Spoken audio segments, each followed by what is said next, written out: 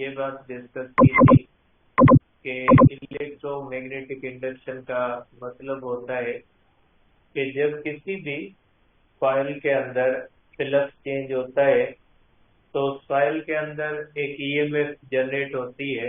तो किसी भी कॉइल के अंदर फ्लक्स के चेंज होने से ईएमएफ का जो इंड्यूस होना होता है उसको हम कहते हैं इलेक्ट्रोमैग्नेटिक इंडक्शन।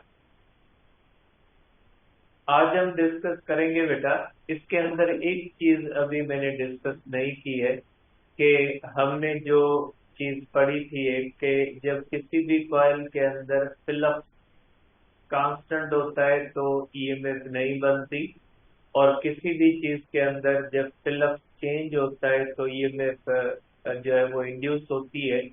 तो उसका हमने रीजन डिस्कस नहीं किया अभी तक कि अगर फ्लक्स चेंज होता है तो ईएमएफ क्यों बनती है, और जब फ्लक्स चेंज नहीं होता कांस्टेंट होता है तो ईएमएफ इंड्यूस क्यों नहीं होती। क्योंकि फ्लक्स जब चेंज होता है तो उसमें, और फ्लक्स जब कांस्टेंट होता है तो उसमें फर्क क्या होता है, ये पढ़ते हैं जो है वो लेंज़ेस लॉ के बाद। तो इसके बाद जो आज हम पहली चीज पढ़ेंगे वो हम पढ़ेंगे बेटा फैराडे का लॉ बेटा। ठीक है, तो पहला जो हम पढ़ेंगे बेटा वो हम पढ़ेंगे Faraday's law of electromagnetic induction. Faraday's law of electromagnetic induction. ठीक है, अब Faraday's law of electromagnetic induction जो होता है वो हमें क्या बताता है बेटा। अब इसकी पहली जो पॉइंट है वो थ्योरेटिकल, बुक दे दे मुझे। जो पहली चीज है बेटा वो थ्योरेटिकल पॉइंट है जो हम पहले भी पढ़ चुके हैं। सिंपल सी इसकी दो पॉइंट्स हैं बेटा, फैराडे की लॉ की दो पॉइंट्स हैं और वो दोनों जो है वो सिंपल सी पॉइंट्स हैं बेटा। अब इसके अंदर कहा गया बेटा, पहली जो पॉइंट है, an EMF is induced in a coil through which the magnetic flux is changing. के ईएमएफ ऐसी कॉइल के अंदर बनेगी जिस कॉइल के अंदर जो है वो फ्लक्स चेंज हो रहा है। The EMF last so long as the change of flux is in progress. कि जब तक किसी भी कॉइल के अंदर फ्लक्स चेंज होता रहेगा उसके अंदर ईएमएफ बनती रहेगी, and becomes zero as soon as the flux through the coil becomes constant. के ईएमएफ जीरो हो जाएगी जब किसी भी कॉइल के अंदर फ्लक्स कांस्टेंट होगा। फ्लक्स कांस्टेंट का मकसद है कि चेंज ऑफ फ्लक्स जो होती है वो क्या हो जाती है, जीरो हो जाती है। तो चेंज ऑफ फ्लक्स अगर जीरो होगी तो ईएमएफ बनना बंद हो जाएगी। अब दूसरा जो लॉ होता है वो मैग्नीट्यूड ऑफ इंड्यूस्ड ईएमएफ के बारे में बताता है। दूसरा लॉ कहता है कि ये जो इंड्यूस्ड ईएमएफ होती है, ये जो इंड्यूस्ड ईएमएफ है बेटा, ये जो होती है ये होती है minus N D phi upon D T, या तो इसको कह सकते हैं minus N delta phi upon delta T. तो आप कह सकते हैं कि जो इंड्यूस्ड ईएमएफ होती है अकॉर्डिंग टू द जो है वो फैराडे लॉ, फैराडे का जो लॉ होता है वो डील करता है with the magnitude of induced EMF. के जो इंड्यूस्ड ईएमएफ होती है उसका मैग्नीट्यूड कितना हो। तो यहाँ पे आपके माइंड में आ सकता है कि क्या फैराडे का लॉ इंड्यूस्ड की करंट के बारे में बताता है, करंट के बारे में बताता है ओम्स लॉ। ठीक है, ये जो लॉ होता है ये इंड्यूस्ड ईएमएफ का मैग्नीट्यूड बताता है, और करंट उसकी वजह से कितना बनेगा ये आपको बताएगा ओम्स लॉ। क्योंकि आपको पता है, हम पहले भी डिस्कस कर चुके हैं कि सेम ईएमएफ दो डिफरेंट कंडक्टर्स में डिफरेंट अमाउंट ऑफ करंट पैदा कर सकती, क्योंकि करंट रेजिस्टेंस पे डिपेंड करता है और ईएमएफ रेजिस्टेंस पे डिपेंड नहीं करता। तो आप कह सकते हैं कि according to the Faraday's law जो इंड्यूस्ड ईएमएफ होती है वो नंबर ऑफ टर्न्स पे या फ्लक्स लिंकेज पे या rate of change of flux पे डिपेंड करती है। कि किसी भी कॉइल के अंदर नंबर ऑफ टर्न्स ज्यादा है, किसी भी कॉइल के अंदर फिलप्स लिंकेज ज्यादा है, किसी भी कॉइल के अंदर rate of change of Phelps ज्यादा है। ठीक है, तो उसके अंदर आप कह सकते हैं कि ये ज्यादा इंड्यूस होगी। अब ये जो नेगेटिव साइन है ये फैराडे के लॉ की नहीं है, ये negative sign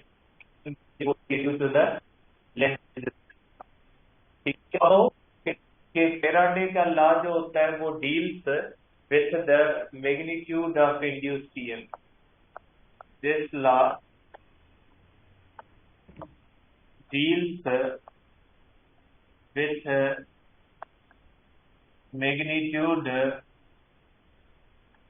magnitude of induced EMF।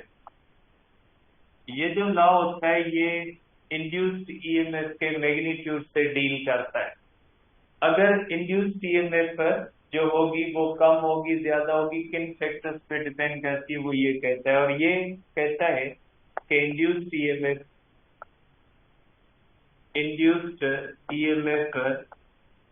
Depends upon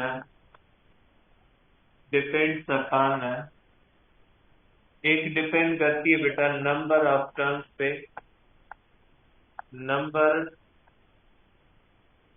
turns पे, और दूसरा डिपेंड करती है rate of change of Phelps पे। दूसरा डिपेंड करती है बेटा rate of change of Phelps पे। अब इसके बाद जो हमारे पास है बेटा वो हमारे पास है लेंज़ेस लॉ बेटा। अब ये लेंज़ेस लॉ हमें क्या बताता है या कौन सी चीज बताता है बेटा? लेंज़ेस लॉ की पहले मैं स्टेटमेंट लिखता हूं बेटा, उसके बाद आगे डिस्कस करते हैं।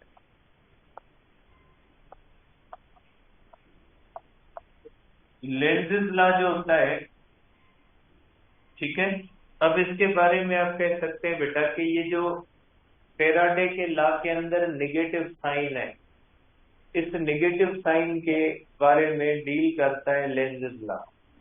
लेंज़ेस लॉ हमें इलेक्ट्रिकल इनर्शिया का कॉन्सेप्ट देता है कि जिस तरह से हम एक इनर्शिया का कॉन्सेप्ट पढ़ते हैं ना, ये लेंज़ेस लॉ हमें इलेक्ट्रिकल इनर्शिया का कॉन्सेप्ट देता है कि इलेक्ट्रिसिटी के अंदर भी इनर्शिया होती है।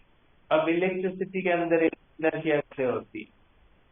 देखिए बेटा, लेंज़ेस लॉ आपको कहता है कि जब आप किसी भी कॉइल के अंदर फिलप्स चेंज करते हो तो उसमें करंट बनता है, यह हमें फैराडे का लॉ कहता है। तो करंट बनने से पहले कॉइल के अंदर इलेक्ट्रॉन्स की मोशन होती है रेंडम, क्योंकि जब किसी भी कॉइल के अंदर करंट नहीं होता तो उसके अंदर जो फ्री इलेक्ट्रॉन्स होते हैं वो रेंडम मोशन में होते हैं। और जैसे ही उस कॉइल के अंदर फिलप्स चेंज होता है, फिर चाहे वो मैग्नेट के मूव करने से हो, फिर चाहे वो कॉइल के मूव करने से हो, फिर चाहे उसका शेप चेंज होने पर कोई भी काज हो, लेकिन जब कॉइल के अंदर फिलप्स चेंज होता है तो उसके अंदर एक ईएमएफ बनती है, और वो जो ईएमएफ होती है वो उन सब इलेक्ट्रॉन्स को करंट की सूरत में फ्लो करवाती है। और आपको पता है जब इलेक्ट्रॉन्स करंट की सूरत में फ्लो करते हैं तो वो एक ही डायरेक्शन में ड्रिफ्ट करते हैं। तो जब किसी भी कॉइल के अंदर फिलप्स चेंज होता है तो जो इलेक्ट्रॉन कॉइल के होते हैं उनकी रैंडम मोशन जो होती है वो ड्रिफ्ट वेलोसिटी की सूरत में आ जाती है। और ड्रिफ्ट वेलोसिटी की सूरत में आने की वजह से जो इलेक्ट्रॉन्स होते हैं वो अपनी स्टेट चेंज करने को अपोज करते हैं, कि वो इलेक्ट्रॉन फिलप्स चेंज होने से पहले जिस रैंडम मोशन में थे, फिलप्स चेंज होने की वजह से उनकी रैंडम मोशन मुतासिर होती है। तो उस रैंडम मोशन को मुतासिर होने से बचाने के लिए उनके अंदर एक टेंडेंसी होती है जिसको हम कहते हैं इलेक्ट्रिकल इनर्शिया। और इस इलेक्ट्रिकल इनर्शिया की तरफ इंडिकेट हमें करता है लेंज़ेस। अब लेंज़ेस लॉ कहता क्या है उसको मैं लिखता हूं, उसके बाद फर्दर इसको डिस्कस करते हैं। लेंज़ेस लॉ कहता है बेटा दी इंड्यूस्ड करंट बेटा, the induced current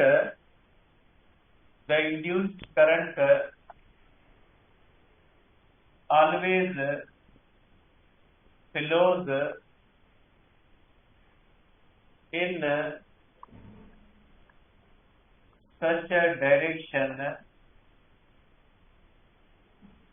The induced current flows always in such a direction as to oppose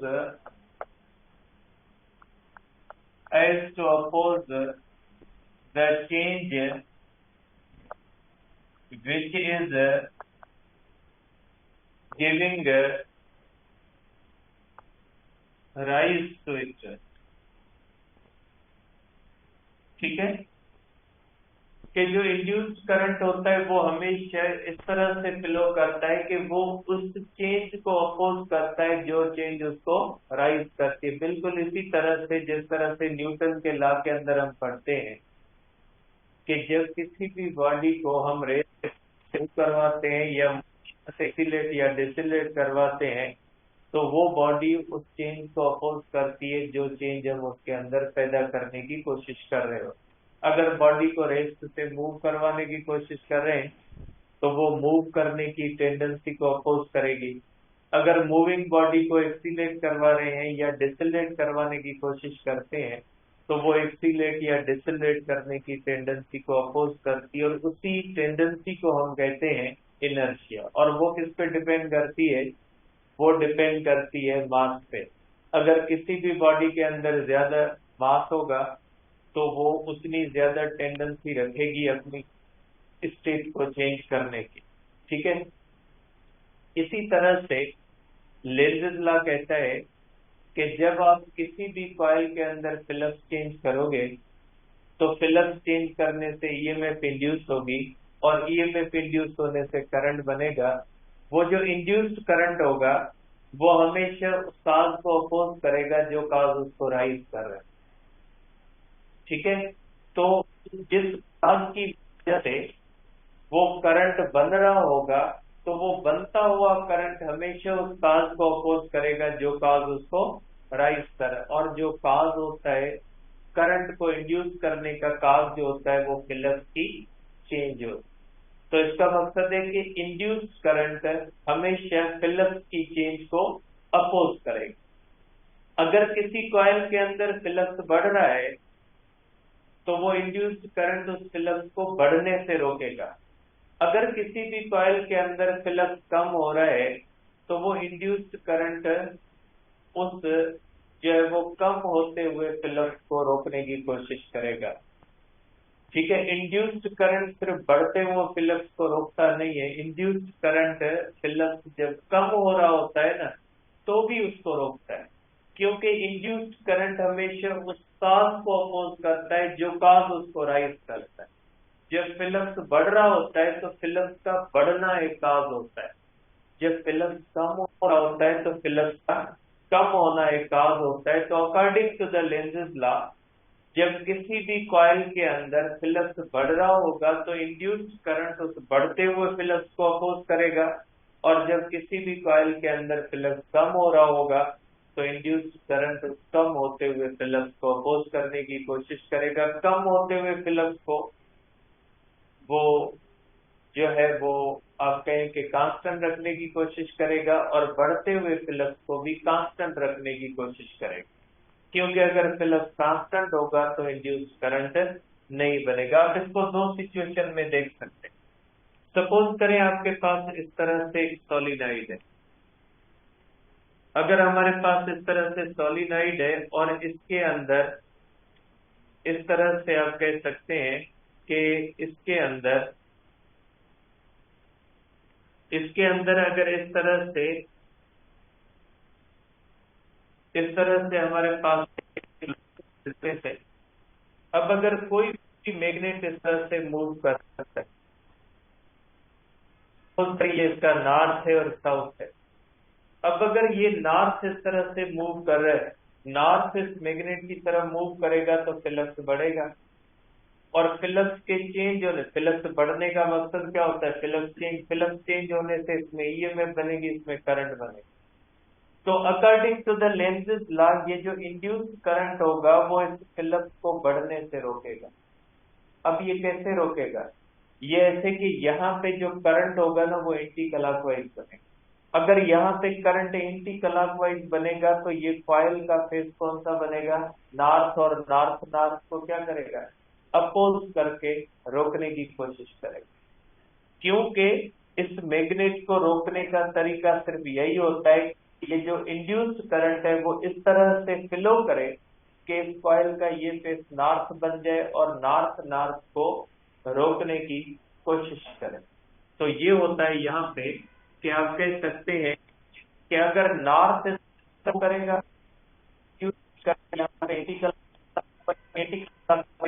ये फेस नॉर्थ बनेगा और नॉर्थ नॉर्थ को क्या करेगा? अपोज। अब कैसे बनेगा करंट? थंब अगर इस तरफ, क्योंकि इसको नॉर्थ बनना है तो थंब को इस तरह से करोगे तो इसमें करंट का डायरेक्शन ये होगा, करंट का डायरेक्शन ये होगा और इसमें करंट इस तरह से फ्लो करेगा। ठीक है, क्योंकि ये करंट जो होता है वो यहाँ पे कौन सा बन जाएगा? ये यहाँ से इसके अंदर जो है वो एंटी क्लॉकवाइज बनेगा, यहाँ से करंट जो होगा वो एंटी क्लॉकवाइज बनेगा। एंटी क्लॉकवाइज बनेगा तभी ये फेस कौन सा बन जाएगा? नॉर्थ, और यहाँ से करंट कौन सा बनेगा? क्लॉकवाइज। अब इसी तरह से अगर हम करते हैं बेटा कि इस तरह से जब नॉर्थ अवे जाएगा, सपोज करें ये हमारे पास इस तरह से, ठीक है, सपोज करें ये हमारे पास इस तरह से रेजिस्टर है। अब अगर नॉर्थ अवे जाता है बेटा इस तरह से, अगर ये नॉर्थ है और ये इस तरह से अवे जाता है, अवे जाने से यहाँ पे फ्लक्स क्या होगा? कम। तो फ्लक्स अगर कम होगा तो अब ये जो इंड्यूस्ड करंट है इस नॉर्थ को अवे जाने से रोकेगा, क्योंकि पहले फॉरवर्ड आने से होगा, क्योंकि फॉरवर्ड आने से फ्लक्स क्या बढ़ रहा था, तो फॉरवर्ड आने से रोकने के लिए नॉर्थ बन के इसको रोका। अब जब ये अवे जाएगा तो इसको अवे जाने से रोकने की कोशिश करेगा, और अवे जाने से रोकने के लिए ये करंट यहाँ पे कौन सा बन जाएगा? क्लॉकवाइज। क्योंकि नॉर्थ अगर अवे जा रहा है तो यहाँ पे करंट क्लॉकवाइज बनेगा और ये फिर साउथ बनेगा, और साउथ जो होगा ये नॉर्थ को अट्रैक्ट करके रोकने की कोशिश करेगा। पहले ये नॉर्थ बन के फॉरवर्ड आने से रोकने की कोशिश कर रहा था, और अब ये जो है वो साउथ बन के इसको अवे जाने से रोकेगा। तो यहाँ पे करंट कौन सा बन जाएगा? क्लॉकवाइज। और ये अगर साउथ बनेगा तो ये नॉर्थ बनेगा, तो करंट का जो डायरेक्शन होगा वो कौन सा हो जाएगा? करंट का डायरेक्शन यहाँ पे डाउनवर्ड। और डाउनवर्ड अगर होगा तो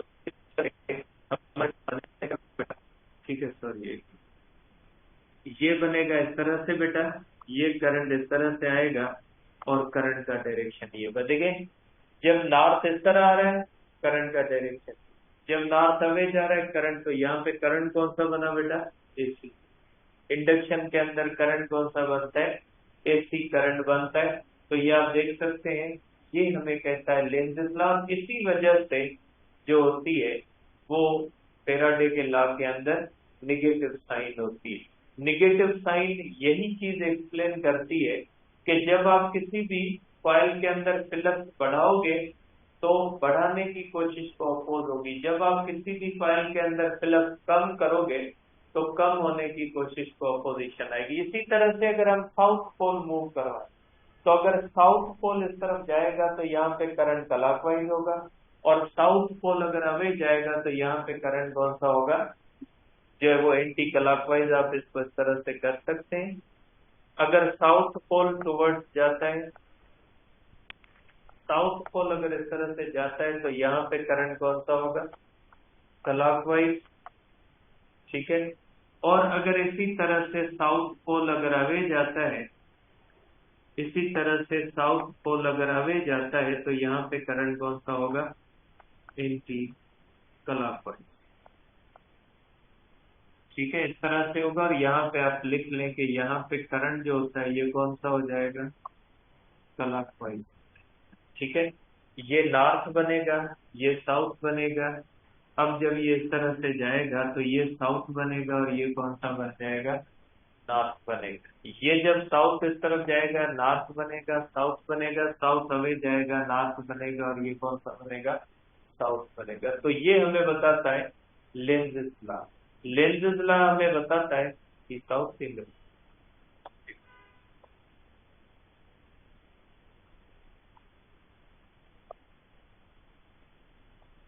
ठीक है, ये जो होगा बेटा साउथ बनेगा, और ये कौन सा बन जाएगा, नॉर्थ बन जाएगा। ठीक है, तो लेंज़ लॉ इस चीज को बताता है। अब ये सिर्फ कॉइल के अंदर नहीं होता, ये स्ट्रेट कंडक्टर के अंदर भी होता है। सपोज करें कि स्ट्रेट कंडक्टर,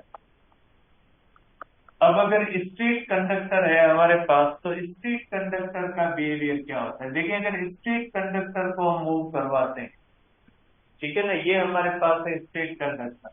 अब अगर स्ट्रेट कंडक्टर को हम टुवर्ड्स लेफ्ट मूव करवाते हैं, तो ये मैग्नेटिक फील्ड लाइंस को क्या करेगा, कट करेगा।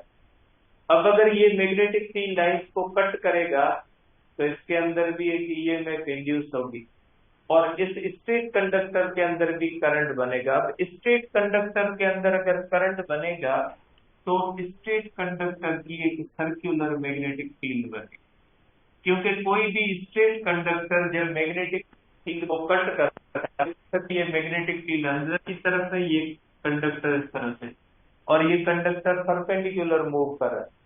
इसका मकसद है ये कंडक्टर मैग्नेटिक फील्ड लाइन को कट कर रहा है, तो इसके अंदर भी करंट बनेगा, और इसके अंदर करंट अगर बनेगा तो इसकी अपनी मैग्नेटिक फील्ड बनेगी, और इसकी अपनी मैग्नेटिक फील्ड क्या बनती है, सर्कुलर। तो इसकी मैग्नेटिक फील्ड और ये पहले वाली मैग्नेटिक फील्ड एक दूसरे से इंटरेक्ट करेंगी। नतीजा ये निकलेगा कि इसके ऊपर एक मैग्नेटिक फोर्स अपोजिशन में लगेगी, इसके अंदर मैग्नेटिक फोर्स अपोजिशन में लगेगी। अगर कंडक्टर को आप राइट की तरफ मूव करवाने की कोशिश करोगे, तो इंड्यूस्ड करंट की वजह से जो उसकी मैग्नेटिक फील्ड बनेगी, उसकी मैग्नेटिक फील्ड और पहले से मौजूद मैग्नेटिक फील्ड एक दूसरे से इंटरेक्ट करेंगे, और उसके ऊपर रिजल्टेंट मैग्नेटिक फोर्स किस तरफ लगेगी, रिजल्टेंट मैग्नेटिक फोर्स लेफ्ट की तरफ लगेगी। अगर कंडक्टर को आप लेफ्ट की तरफ मूव करवाओगे, तो इसके ऊपर जो रिजल्टेंट मैग्नेटिक फोर्स लगेगी वो किस तरफ लगेगी, राइट की तरफ। तो लेंज़ लॉ ये बता, लेंज़ लॉ सिर्फ ये नहीं कहता कि कॉइल के अंदर अपोजिशन आएगी, स्ट्रेट कंडक्टर को भी जब आप ड्रेग करोगे मैग्नेटिक फील्ड के अंदर, तो भी उस स्ट्रेट कंडक्टर के ऊपर भी एक अपोजिंग फोर्स आएगी, और वो हमेशा उस डायरेक्शन से अपोजिट डायरेक्शन में पैदा होगी जिस डायरेक्शन में कंडक्टर को मूव करवाने की कोशिश की जा रही। ठीक है, तो ये हो गया बेटा हमारे पास लेंज़ लॉ। अब लेंज़ लॉ के बारे में कहा जाता है कि Lenz law is in accordance, Lenz law is in accordance with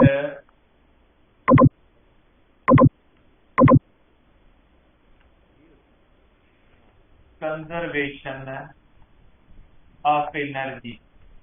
ये law of conservation of energy का ही जो है वो एक रूप है, या आप कह सकते हैं कि इसका एक फॉर्म है।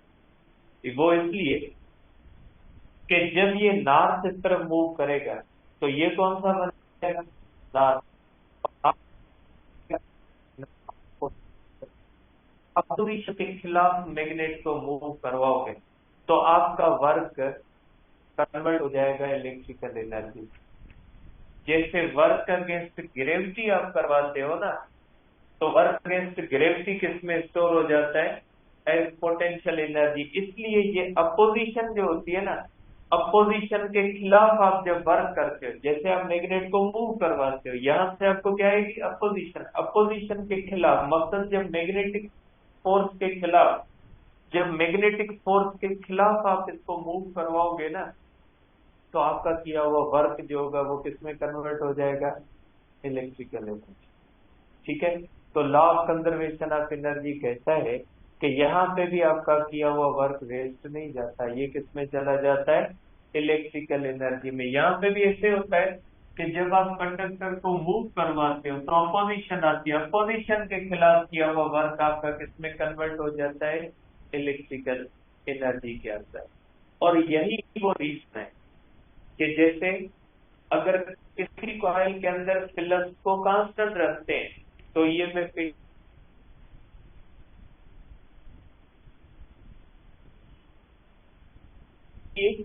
कि अगर आप फिलप्स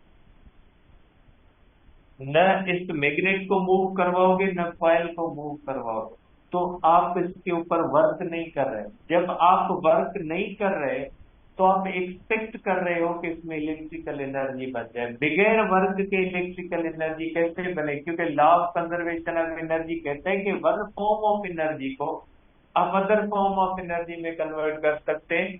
तो जब आप इसके अंदर फिल्म चेंज नहीं करोगे तो ये मैग्नेट भी रेस्ट में, कॉइल भी रेस्ट, दोनों को इनपुट एनर्जी कोई नहीं है, आप कुछ नहीं दे रहे, आप इसको इनपुट एनर्जी नहीं दे रहे और आप एक्सपेक्ट करते हो कि इसमें आउटपुट एनर्जी बन जाए, जो against law of conservation of energy है कि बगैर एनर्जी दिए के दूसरी एनर्जी नहीं बन सकती। इसलिए law of conservation of energy कहते हैं जब प्लस कांस्टेंट होगा तो न आप एनर्जी मैग्नेट को ना कॉइल को, बगैर एनर्जी के जो है वो इलेक्ट्रिकल एनर्जी नहीं बनती। जब आप फिलप्स को चेंज करते हो, जब आप फिलप्स को चेंज करते हो तो फिलप्स को चेंज करने के लिए आप इनपुट एनर्जी देते हो और जो फिलप्स को चेंज करने के लिए आप एनर्जी देते हो वो एनर्जी किसमें कन्वर्ट हो जाती है? इलेक्ट्रिकल एनर्जी में कन्वर्ट हो जाती है। ठीक है, तो ये लेंज़ेस लॉ हो गया बेटा। कुछ क्वेश्चंस हैं उसको देखते हैं, कुछ शॉर्ट क्वेश्चंस है बेटा।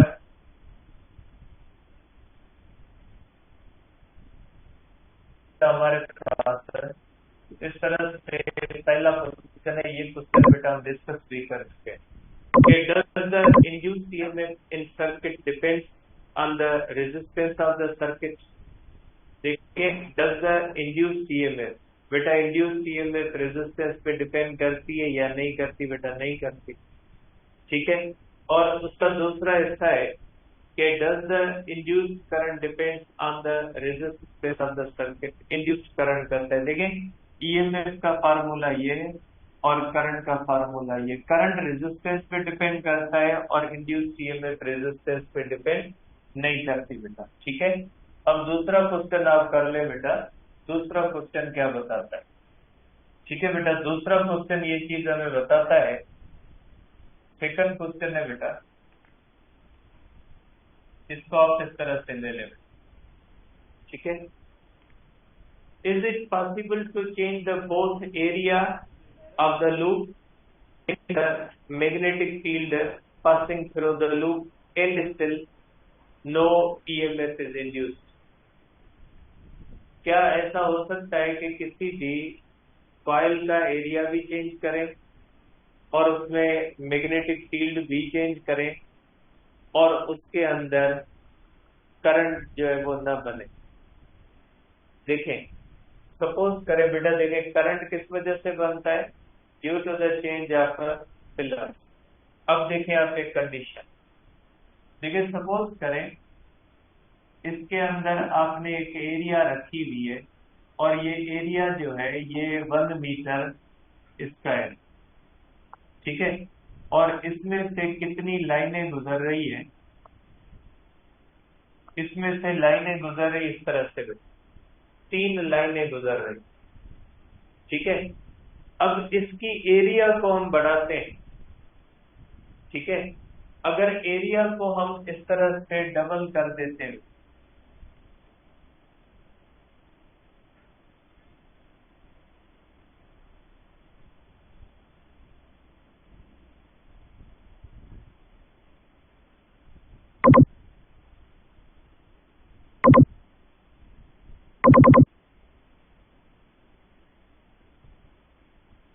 अगर एरिया 1 मीटर स्क्वायर है, अब एरिया कितनी हो गई बेटा? एरिया जो है वो 2 मीटर स्क्वायर हो गई। ठीक है, अब ये सिचुएशन एक ऐसी है कि जितनी एरिया बढ़ रही है उतनी क्या हो रही है? इसमें फिलप्स भी जो है वो जितनी एरिया बढ़ रही है उतनी ही क्या बढ़ रही है? इसकी लाइन। ठीक है, मीन्स डेंसिटी पे कोई फर्क नहीं पड़ता। अगर आप देख सकते हैं कि ये मैग्नेटिक फील्ड है बेटा, इसकी यहाँ पे डेंसिटी और उस पे यहाँ पे डेंसिटी पे कोई फर्क नहीं हो, क्योंकि फ्लक्स डेंसिटी क्या होती है बेटा, फ्लक्स पर यूनिट एरिया, 3/1 और वहां पे क्या है 6/2, बात एक ही। तो ऐसी कंडीशन के अंदर इंड्यूस नहीं होती if both area of the loop A and magnetic field strength B are changing such that change in magnetic flux is zero, then no EMF will be induced in the loop। के flux की change न हो, कि इस तरह से area change करें कि फ्लक्स की चेंज ना हो। ठीक है, फ्लक्स जो होता है वो कितना होता है, B डॉट डेल्टा A। ठीक है, अगर आप B बढ़ाते हैं तो एरिया को क्या कर दें, कम। अगर आप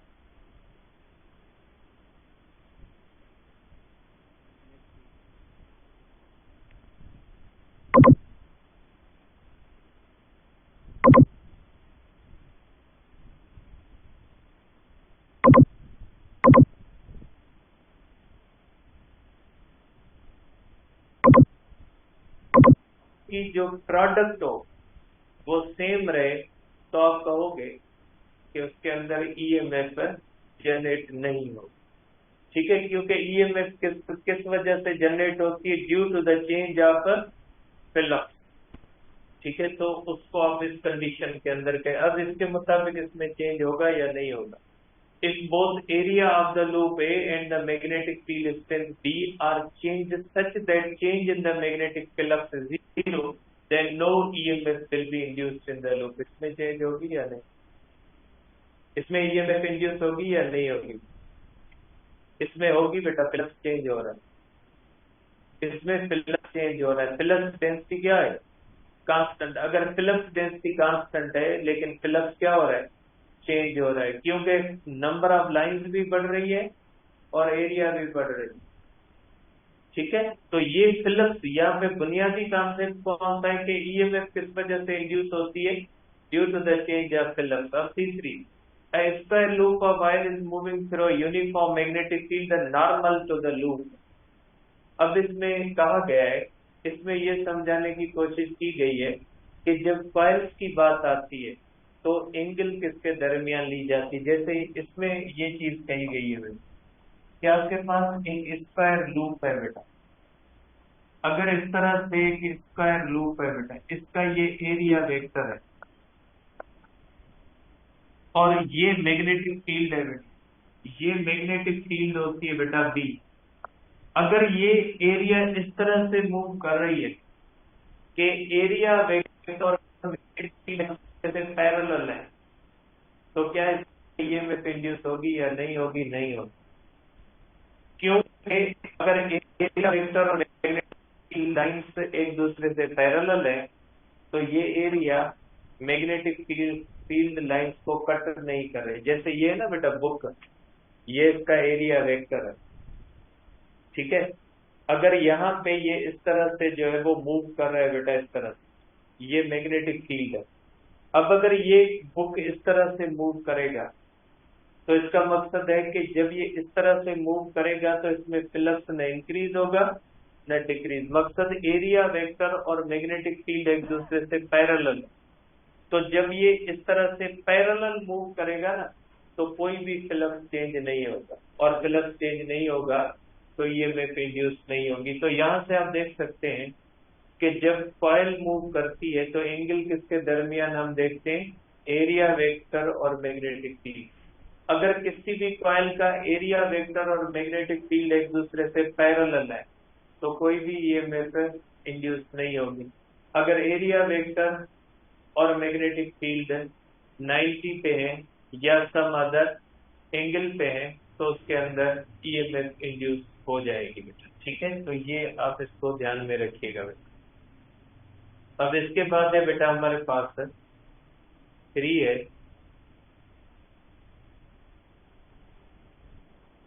ये देखिए बेटा, आप इसको देख सकते हैं। देखिए इसके अंदर कहा गया है, देखिए इसके अंदर बेटा ये आपको नजर नहीं आ रहा होगा, इसको मैं यहाँ पे बनाता हूँ कि इसके अंदर कहा कि बेटा कि एक हमारे पास मैग्नेट है इस तरह से, एक हमारे पास magnet है, ये इसका साउथ है ना, नीचे साउथ बना है और ये नॉर्थ है। ये एक रिंग है बेटा, अगर ये रिंग को नीचे करते हैं और ऊपर से देखते हैं तो इसमें ऊपर से करंट क्लॉकवाइज नजर आएगा या एंटी क्लॉकवाइज नजर आएगा।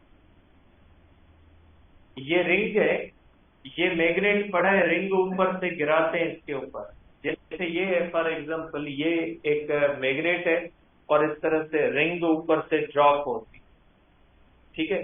मैं ऊपर से देखता हूं तो ऊपर से करंट क्लॉकवाइज होगा या एंटी क्लॉकवाइज। देखें लेंजेस ला, ये नॉर्थ है बेटा, और जैसे ही कॉइल इसके करीब आएगी तो कॉइल के अंदर फ्लक्स क्या होगा बेटा, बढ़ेगा।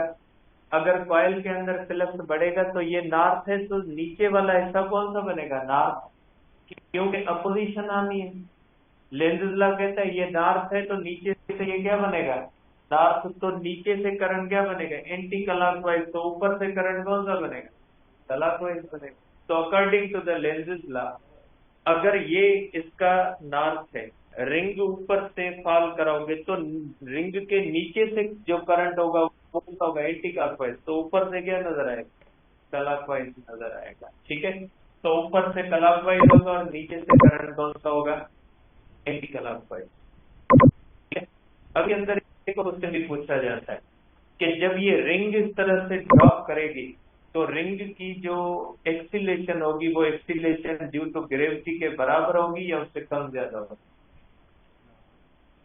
अगर इस तरह से मैग्नेट है उसके ऊपर रिंग ड्रॉप की जाती है तो रिंग की एक्सीलेशन जो होती है वो बराबर एक्सीलेशन ड्यू टू ग्रेविटी होगी या उससे कम ज्यादा होगी, उससे कम होगी बेटा, क्योंकि जब रिंग इसकी तरफ आएगी इंडक्शन होगी और इंडक्शन की वजह से क्या होगी, according to the Lenz's law opposition आएगी, अपोजिशन की वजह से एक्सेलरेशन क्या होगी, कम।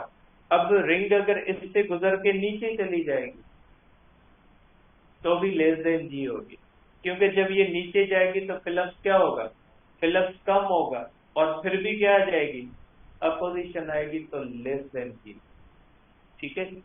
या अगर इस तरह से रिंग हो और उसके अंदर करें साउथ है, और अगर आपसे पूछे करंट बनेगा या एंटी क्लॉकवाइज, एंटी क्लॉकवाइज, क्योंकि ये नॉर्थ है तो according to the Lenz's law यहाँ पे करंट कौन सा बनेगा, एंटी क्लॉकवाइज, इसको फोर्स करेगा।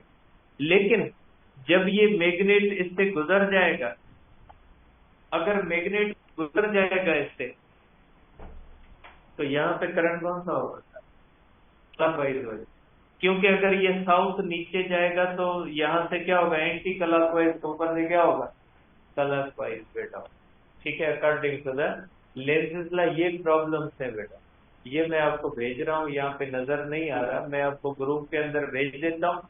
इन प्रॉब्लम्स को सॉल्व कीजिएगा बेटा, ये सब के सब प्रॉब्लम जो है ये according to the Faraday's law है, ठीक है। और भी है इसके अंदर, वो आप देख लीजिएगा, मैं आपको भेज देता हूँ, ठीक है। कि यहाँ पे नजर नहीं आ रहा है तो इसको आप सॉल्व कीजिएगा, कल डिस्कस करते हैं सेल्फ डिटेक्शन के बारे में।